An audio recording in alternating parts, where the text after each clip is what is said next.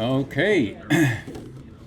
Welcome everybody to EAC in Pittsburgh, Pennsylvania. Hope you're having a wonderful time, and this is the second seminar of our day. But before I do mention what's supposed to happen, the 3 o'clock seminar has been canceled, and we're going to hold that tomorrow at 9:30. Simply because, I knew we were going to disappoint some people. Simply because at 3 o'clock, most people are going to be going over to the Carnegie, and we don't want to disappoint Michael Trollen. All right, so this one is an easy introduction because Mark Borckardt, well, let me just preface this.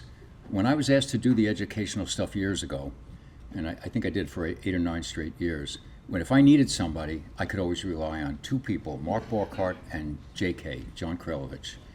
But Mark Borckardt, there was one EAC where he did 3 different things that were necessary. Somebody had to bail out, he covered. So he's really been a good man. Despite what I tell you in private, he's really a good man.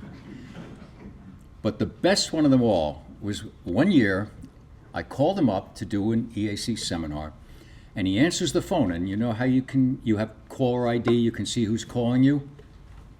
He answers the phone and he goes, "I'll do it." That's literally how I answered the phone. I'll do I'll do it. You gotta love a guy like that. So here he is, Mark Borckardt, Mr. I'll do it. EAC wishes to express sincere gratitude to you, Mark, for doing this seminar on die making at the first U.S. Mint in Philadelphia. I got this one right. Hold that pose, guys. And Shake. oh, Shake. Oh, shake. Have to shake his hand now. Okay, cheers. All right, got it. Thank you. Thank you, Mark. Thank you so much. Chuck, don't go anywhere.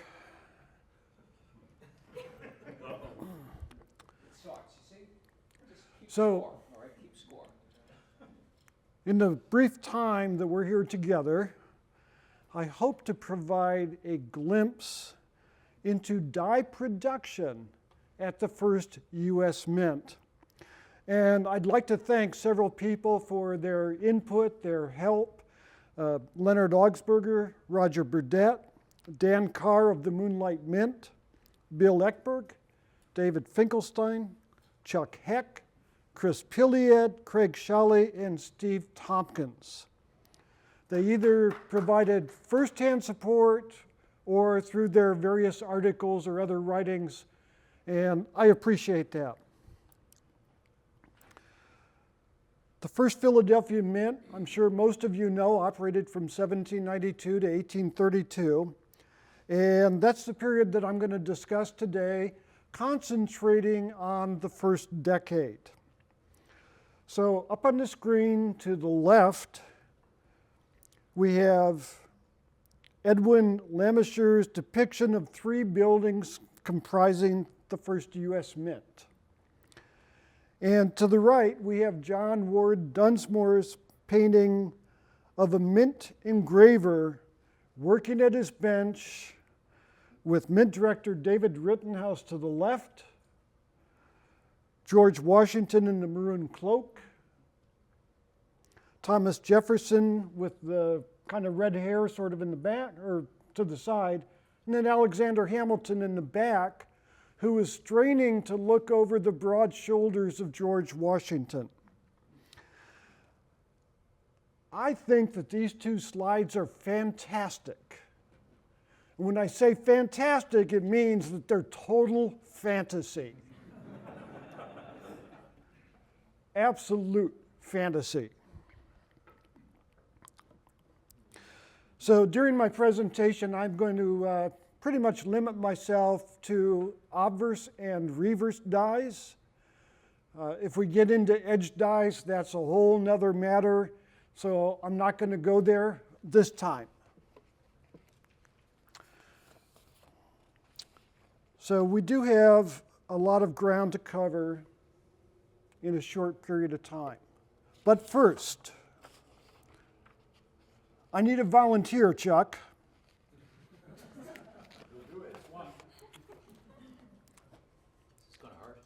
No.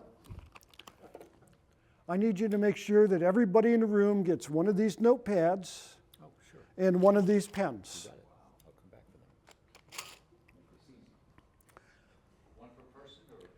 Yeah, one per person. If we should have enough. So I think one per person. The reason I'm passing these out is that I'm going to have all of you answer a question. So what I'd like you to do is print your name legibly, your email address if you are so inclined, and then I'm going to ask a question. Everyone that fills one of these out, and they will be returned, you can keep the pads and the pens, every one of you will be in a drawing for this book that's from my personal library. One of you is going to receive this book with my compliments. So this is the 1965 printing of Penny Whimsy.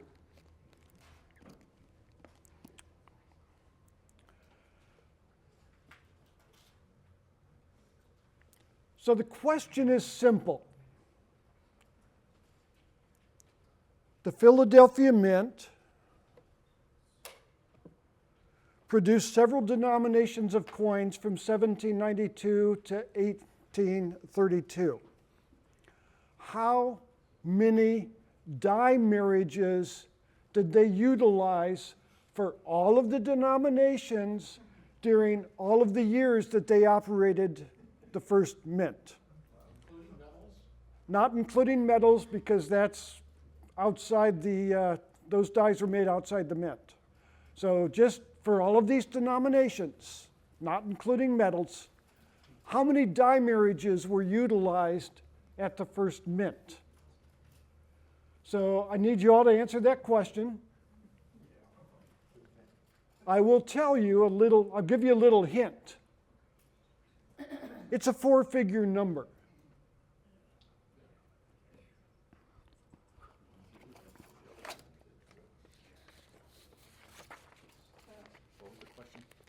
How many die marriages, considering all denominations, from 1792 to 1832, how many die marriages were produced at the first mint?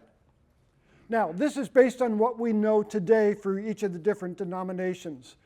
There are still new marriages being discovered occasionally, but we don't necessarily know about this at this point for obvious reasons. So, how many die marriages are known? And it is a four-figure number. Now the question is, who produced those die marriages? We have the mint's engravers and purported engravers, and we have their assistants, and we have various other people that were involved. So Henry Voigt was commissioned as the chief coiner on January 29, 1793. Although he actually was associated with the mint from about June 1st, 1792 forward, and he continued as chief coiner until his death in 1814. We believe that he was the person responsible for the chain cents. And I know, Bill, you're talking about the chain cents tomorrow. So I'm sure you'll have some new revelations. But we believe that he was responsible for the chain cents, probably the 93 half cents. And that belief is based on a comment that Elias Boudinot made in his 1795 mint report, where basically he stated it's going to be, or it took a time to find an engraver before which the chief coiner was responsible for the dies. So we attribute the earliest coins to Henry Voigt. And then we have Joseph Wright. He wasn't necessarily, thank you. Now we have Joseph Wright. Joseph Wright was born in 1756, and I don't believe that he had the title of chief engraver. I believe his title was first draftsman at the Mint. There's a fantasy that says that he engraved the 1793 Liberty cap cents and that he passed away of yellow fever in 1793 before he saw the first coin struck. I believe that there's new research, and either Bill or Jim Nicewinter can answer this. I believe there's new research that contradicts the earlier belief. We are certain that he died of yellow fever in September 1793. His wife, Sarah, also died at the same time of yellow fever, and they had 3 children who then became orphans. Now, this is actually a Joseph Wright self-portrait of he and his family. So we know that that's what he actually looked like, and his wife and their children. I found a reference to Joseph Wright Jr., who I believe is the youngster in green, that he passed away when he was 18. According to the reference I found, I'm not sure, I assume it's the same person because it was a reference from the Quaker Church, and we know that Joseph and Sarah were Quakers. So I assume it's the same person, but I can't guarantee that. Because Joseph Wright was not a particularly unusual name.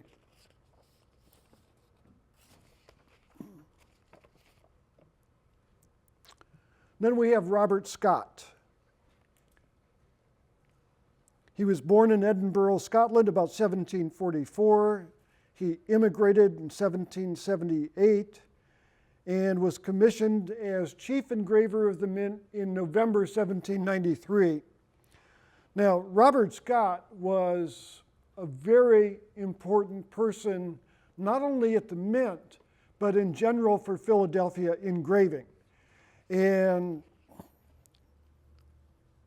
there's a book that was published fairly recently by William Nyberg. Bill Nyberg published a book called Robert Scott Engraving Liberty.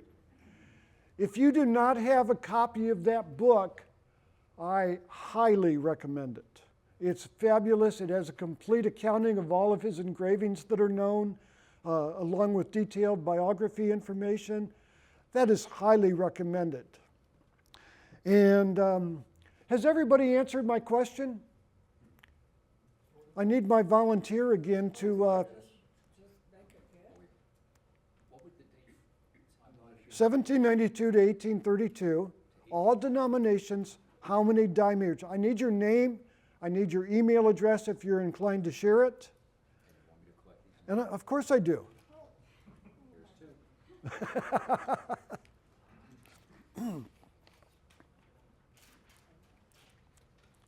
So after Robert Scott passed away, William Neese was next to take over the Mint's engravership.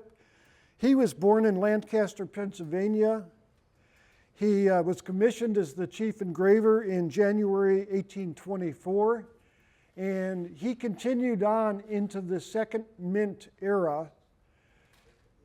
But he suffered a stroke in 1835. So supposedly he was partially paralyzed, and that impeded his engraving abilities at that time. And that was in the second Mint era, and that's when Christian Gobrecht took over.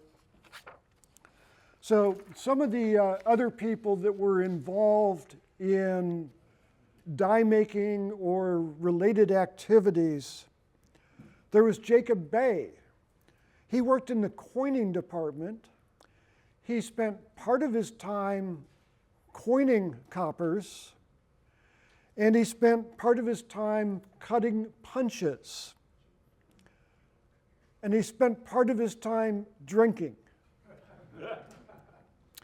So I actually pulled this page up from Henry Voigt's Daily Ledger, which you can access on the Newman Numismatic Portal. And on June 5th, 1793, you can actually see Jacob Bay, cutting punches, drunk, to be fined. Now, I'm a little confused because supposedly the mint provided their employees rum, but they didn't want them to be drinking. So there's a little conflict there. The last entry for Jacob Bay in Henry Voigt's daily ledgers was on August 10th, 1793, when he was paid in full in the amount of $1 for that week or that 2-week period, and his name no longer appeared on mint records. I do not know if he was a yellow fever victim or if he simply left the mint to pursue other activities or what happened to him. There has been some speculation. Bill, do you have more? He did die of yellow fever, but yellow fever wasn't there yet, in that part of August. Yeah, I didn't think that yellow fever is more September or October. So he did die of yellow fever. Do you know what year? I'm sorry? Was that in 1793? Yes. Okay. Okay, so that would be why he doesn't appear in later records, because he was dead.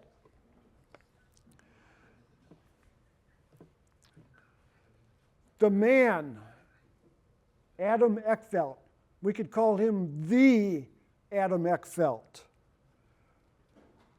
He was probably one of the most important people at the first mint and the second mint. Eckfeldt was born June 1769. He died in February 1852. He was paid on account for blacksmith work in 1792, but then it was 1795 when he became an official member of the U.S. Mint staff. He was identified as a die forger and turner originally, and on January 1st, 1796, he was commissioned as the assistant coiner and then eventually became the chief coiner after Henry Voigt passed away. What is a turner? I'm not sure exactly what that term refers to. The only thing I can assume is because the dies had like a round shaft and maybe related to that. So I'm not 100% certain on that. Maybe a lathe operator. Could that? Yeah, that's very possible. Could be a lathe operator.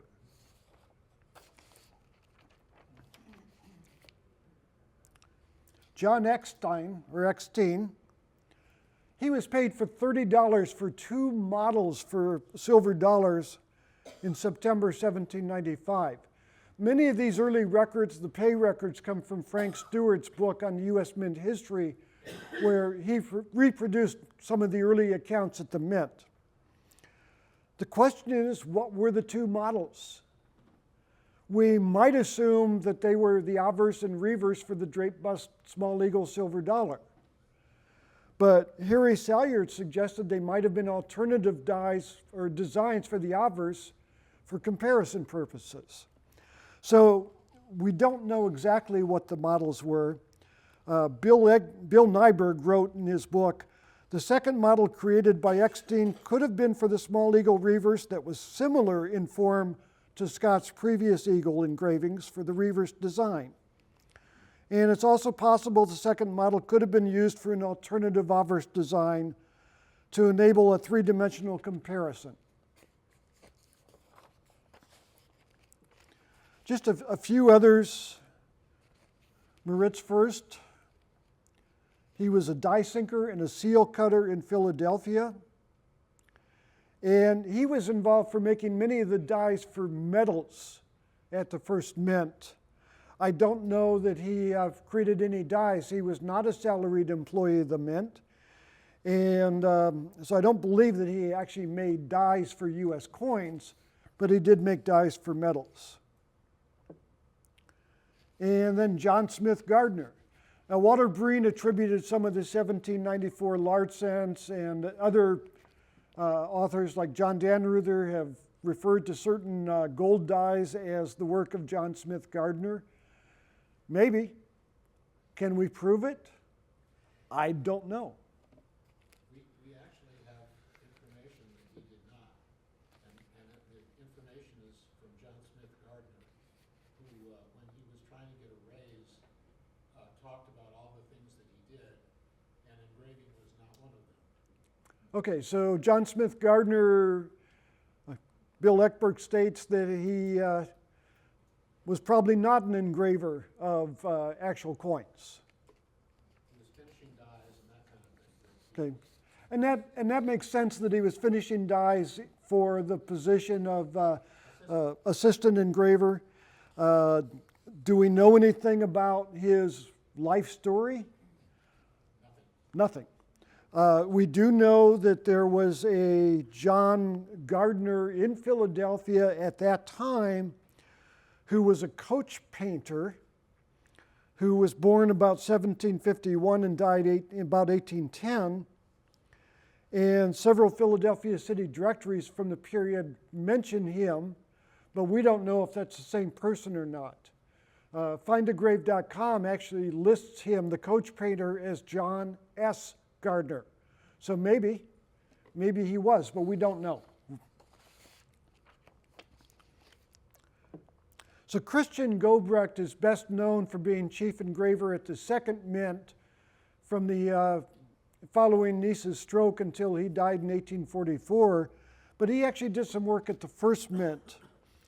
In 1825, he was paid for cutting punches or cutting letters and figures, actually, for the engraver. So he did some work at the First Mint. He's primarily known for the Second Mint.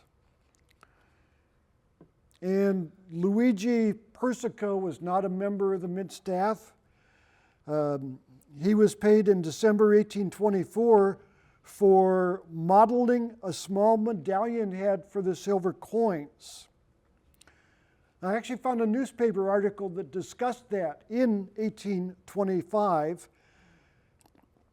It says our city, referring to Philadelphia, contains at present one of the ablest sculptors of Italy who had bent all his talents to its completion. The article was talking about the new theater. It was actually called the New Theater in Philadelphia. And he was doing some sculptural work for the theater. But the same article talks about his exquisite head of liberty in bas relief executed for and adopted by the United States Mint. Now, what confuses me about that is in 1824, 1825, I'm not aware of any new designs that were at about that period. So that doesn't totally make sense to me. So, but the article said that the Mint adopted his work. So Persico is probably best known for his marble sculptural group titled Genius America, which I show on the left. There was the pediment above the east entrance to the U.S. Congress, or the U.S. Capitol in Washington.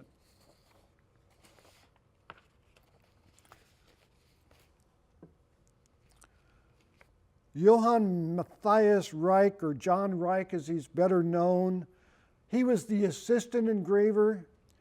He worked at the Mint for exactly 10 years, from April 1st, 1807 until March 31st, 1817. He was born in Germany about 1768 and he died in New York in 1833. I believe the reason he left the Mint was he didn't see any possibility of advancement. Actually, he left the Mint because he was going blind and couldn't engrave. Okay, he was going blind and couldn't engrave, but didn't, I believe he... He talked about the weakness, W-E-E-K-N-E-S-S, of his eyes, and said that he could not do the work that was required at the Mint. But I believe he continued in an engraving capacity. Wasn't there a Reich firm afterwards? He made I can't remember what they're called, type molds. They would make movable type, and then you would make a mold of it, so you could make copies, so you could make a whole lot of things from the original mold. But he never engraved again, and I have a different opinion than you, I think, about whether he engraved I don't think he did. Oh, okay, then we don't disagree. I think we agree on that, Bill, that he did not engrave the classic heads. He probably, did he do the cap bust design for the silver coins? Probably not. I don't think that was the position of the assistant engraver to be doing that work. So Walter Breen always had a reference that I won't necessarily mention today about the so-called Reich designs, and it was, I'll say it's just less than flattering, but I don't think he did the designs either. So.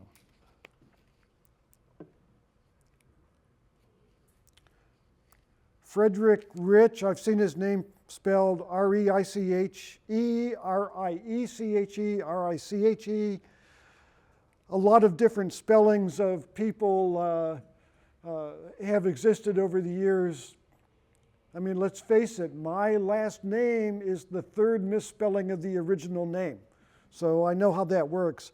We really don't know anything about him. We know that he worked at the Mint for 18 days in 1794.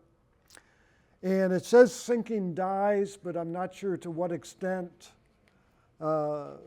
he actually was sinking dies. Again, we don't know for sure. I believe he's the one that sometimes is referred to as the, people talk about the office boy reverse of a certain 1794 large sign, I believe Sheldon 57. And the layout of the lettering on the reverse is really not, proportional. So it's sometimes called the office boy reverse, and I've heard people attribute that to this Frederick, but once again, I don't know that we know for sure. I think that's just hearsay.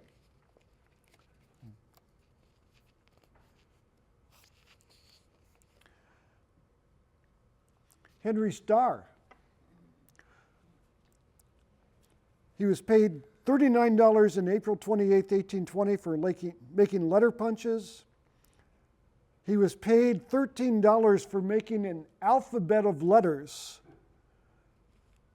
And his name appeared on an 1823 Mint payroll where he was identified as an assistant to the engraver, but I'm not aware that he was actually commissioned or titled as an assistant engraver.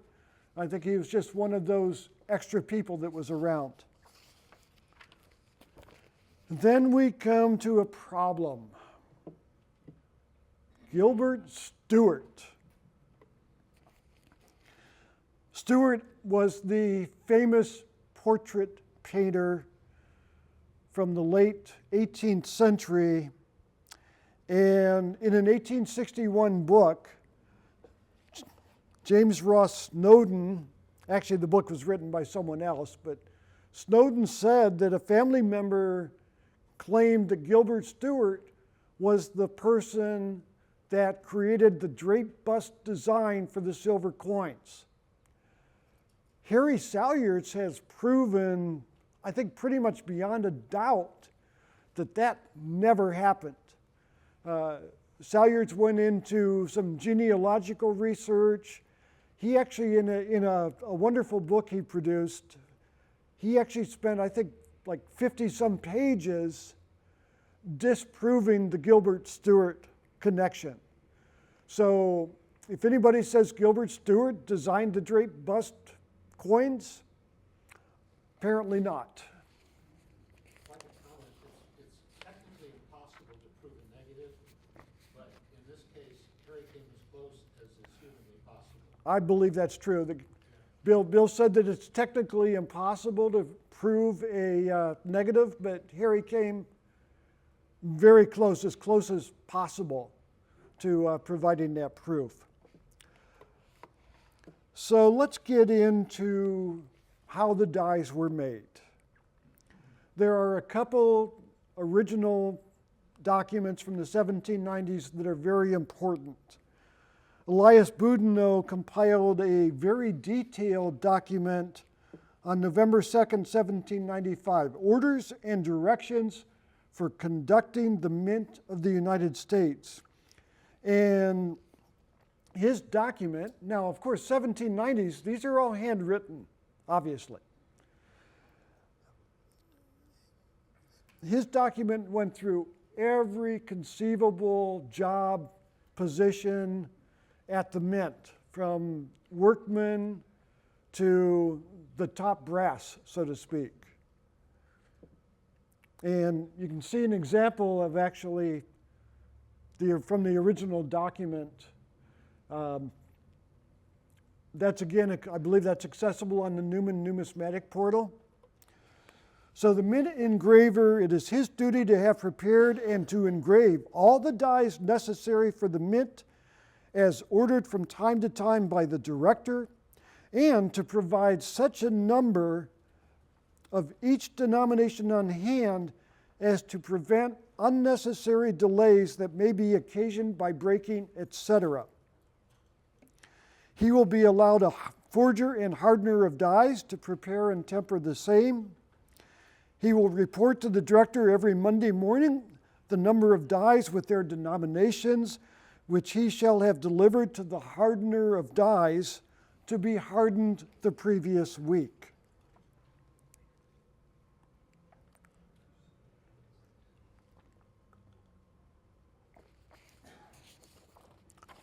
So who was this hardener of dies? What did he do? Basically, he was required to forge all dies required for the engraver. He was required to work inside the mint premises. For obvious reasons, they didn't want these dies going outside for some random person to start striking coins. And he was also to report to the director every Monday morning as to the work that he accomplished.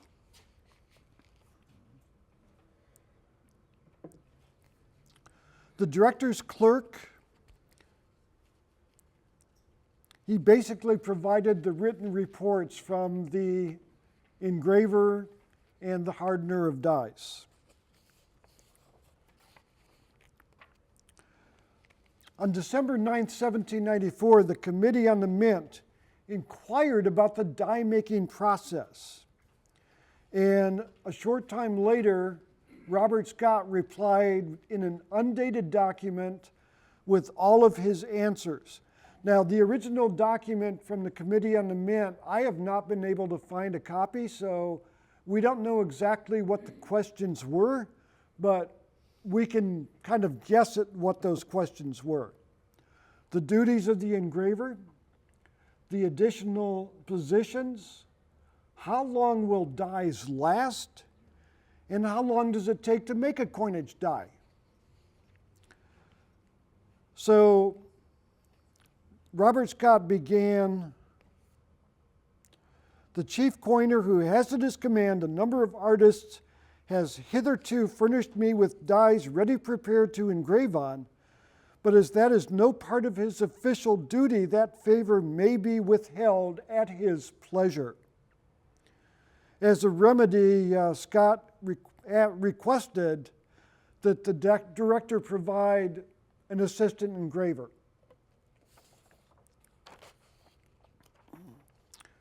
The actual duties of the engraver, and this is Scott's actual words, the actual duties of the engraver he conceives to be the engraving or sinking all the dies necessarily required for the coinage in the mint. Though the actual duties of my office may require my furnishing all the dies necessarily demanded for the coinage in the mint, that demand may be greater than it is possible for me to supply with my own industry. So basically, what he was saying there was, yeah, I'll provide you with all the dies, but you've got to give me time. Additional positions in the engraving department, very simply, he answered that there is an assistant engraver, or there should be an assistant engraver. Can I make a quick comment? You had on the previous slide making the original dies, and people nowadays don't understand that what that meant was that was the master die from which hubs were raised, and those hubs were used. Yeah, I'm getting to that. Oh,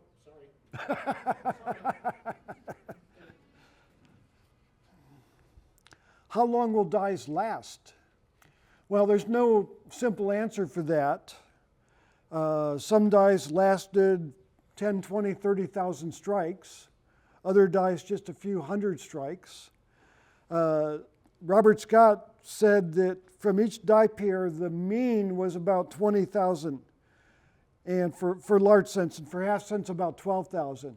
Now, that doesn't really mean a whole lot. I think, Bill, you've demonstrated that the mean is really not a viable answer, but that's how Robert Scott answered.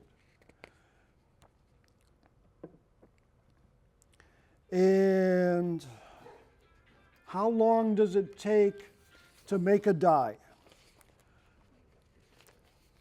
Robert Scott, again, he said, I can't tell you. The whole process, he created what he called an original die. Today we would call it a master hub. It was engraved, incused, and reversed. And it only had the central device. And maybe not all of the central device. In some cases, it might have the profile of liberty. I think, again, Bill, you've demonstrated that, like on the 1793 half cents, the original die probably didn't even have the hair, that was engraved separately. So Scott said that the original die, what's called the master hub, he said for the cent, that would take 4 or 5 days. And once that was done, what they would do is he would create from this original master hub of the central device, he would then create a raised hub that was in the relief just like it would appear on coins. Then he would use that hub to sink the actual dies. He called them dies to strike money. Once the central device was in those dies to strike money, then they had to finish them. They had to add the individual numbers for the date, the letters for liberty, the letters for the motto on the reverse. And for half cents, large cents, for later silver denominations, we don't know 100% exactly, especially on the reverse, what was included in the original central design. In some cases, it might be the eagle or the wreath. Let's say on a large cent it was the wreath. It probably didn't have the berries and stems. Those probably had to be punched separately.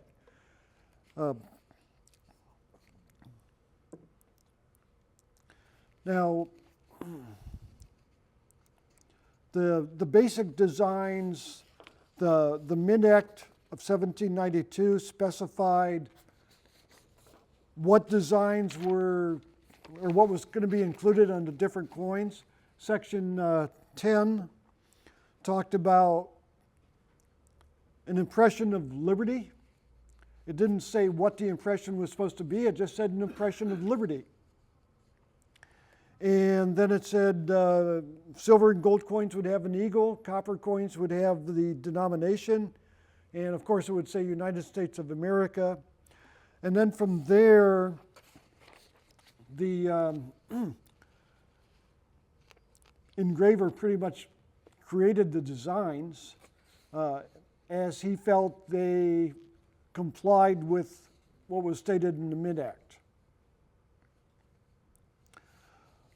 So making the dies, there were 2 types of steel, blister steel and then later Huntsman cast steel or English cast steel.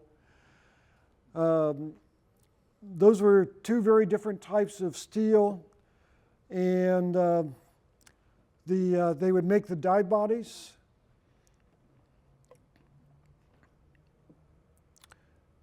Okay, this is, although this appears raised here, this is an image from Ron Landis, who had the Gallery Mint, and it shows basically engraving the central device.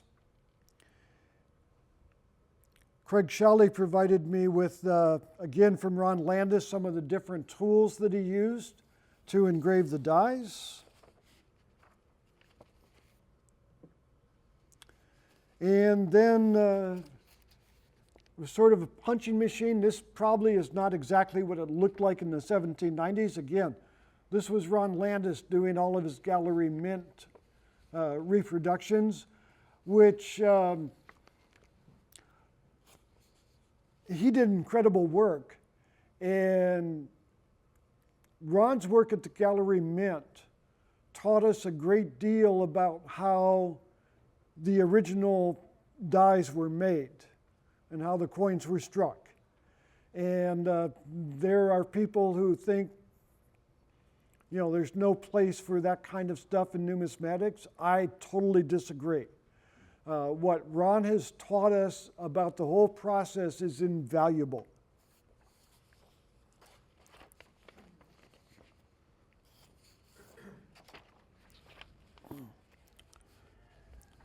So after all the various steps are in place, finally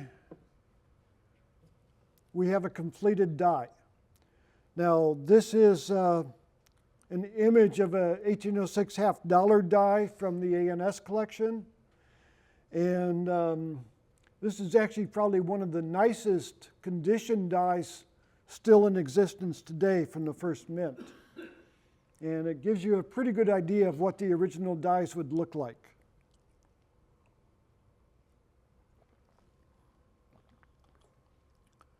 But what could go wrong?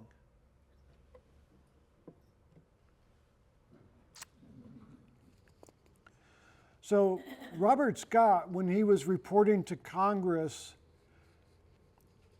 he flat out told us that there were many, many original dies and hubs and coinage dies that never got past the production stage for the actual dies. So they created a lot of dies that were never used for coinage because they broke during hardening, or occasionally they broke, like the famous bisecting crack variety of 1793 Sheldon 14. We don't know of any examples, I'm not aware of any examples that exist without that die crack. So that die crack, we are pretty sure, happened during the hardening process. There were other dies that were produced and broke apart almost immediately after they were put in the press to strike coins. One of my favorite examples is 1794 NC9 large cent. We have 4 distinctly different die states. And there's only 4 coins known. Each of the 4 known coins is a different die state. This die, this reverse die, clearly broke apart almost immediately after it began production.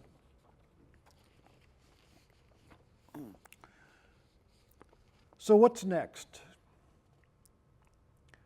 Bill, I'm going to show a couple images from your 2017 Pennywise article.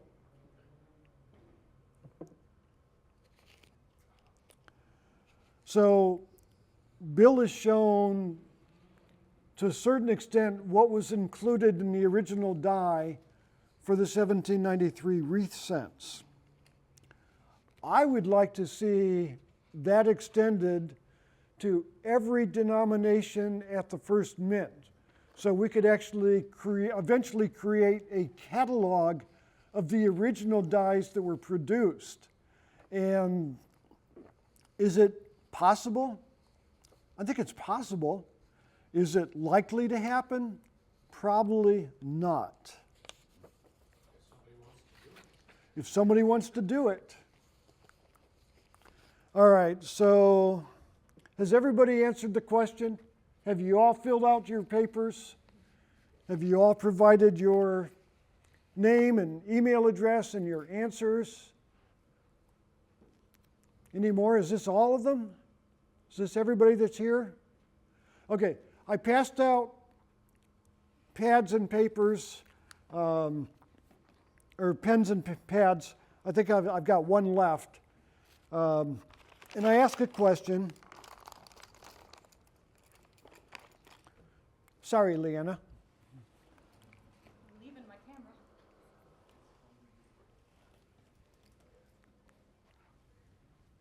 I gave them mine. Oh, okay. So the question I ask is, I'd like to have your name and email address if you'd like to share your email address. The question I ask is, how many dye marriages were produced for all denominations from 1792 to 1832? And the hint I gave you was it's a 4-figure number. And I see some of you are actually pretty close, others not as much. But that's okay. That's okay. Garrett, you wrote a novel?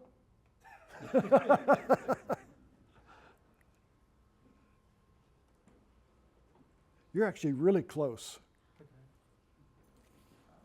Okay, let me.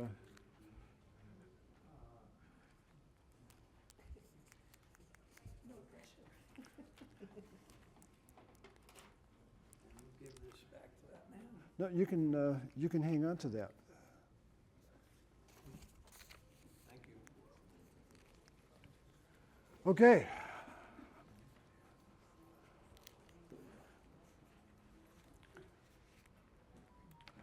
The related question to that is, how many actual dies were engraved at the first mint?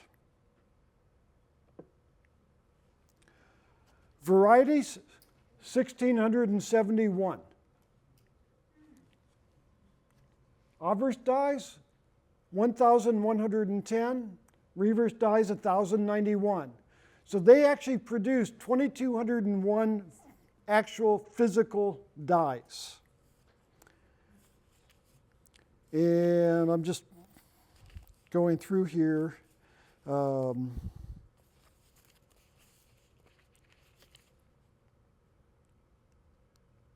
Mike Seymour was 1644, was very close.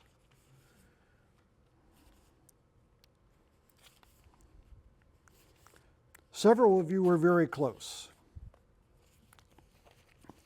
And that's all I have as far as die making, but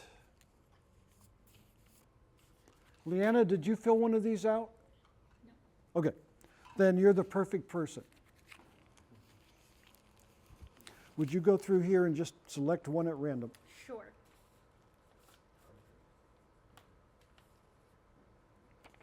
Thank you.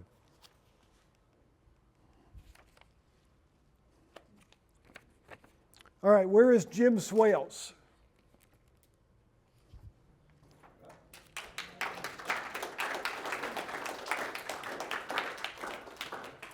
This is for you with my compliments. Thank you.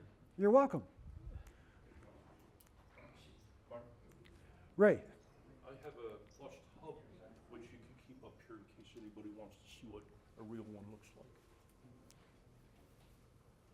And this is from 8 reals or Half real. half real. Right, 1789. Where did this come from?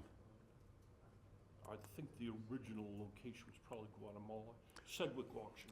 Okay, so Ray Williams has a actual circa 1789 original hub, which you're all welcome to come up and take a look at. Leave it on the table there. And that's all I have. Right.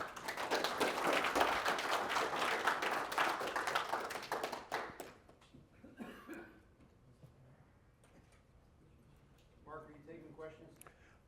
Would you like me to take questions? I'd like to ask one. All right, what would you like to know? I read in a few different books, and maybe even in Pennywise, that the life cycle of the dyes for the 94s were so short because they didn't know how to harden metal. But you were referring there to a hardening process as part of the 1793? Were they like just pretending they knew how to harden metals, or? Probably. The earliest people at the mint, and they didn't have a whole lot of experience. We had some people that made colonial coins, obviously, but a lot of the people at the first mint did not have the experience that was soon learned. Adam Eckfeldt was probably the best or the most knowledgeable person in that field in terms of hardening and preparing. Do you happen to know, like, the Europeans had an edge on the Americans for minting back then? Well, of course they did. They'd been Yeah. Were they better at hardening metals, or was it just not a developed science, you know? that I don't know. Thank you. The steel wasn't available. There wasn't much steel available in the States then. And the hardening process depends on understanding colors and with temperature ranges. Thank you. Any other questions? Okay. Thank you.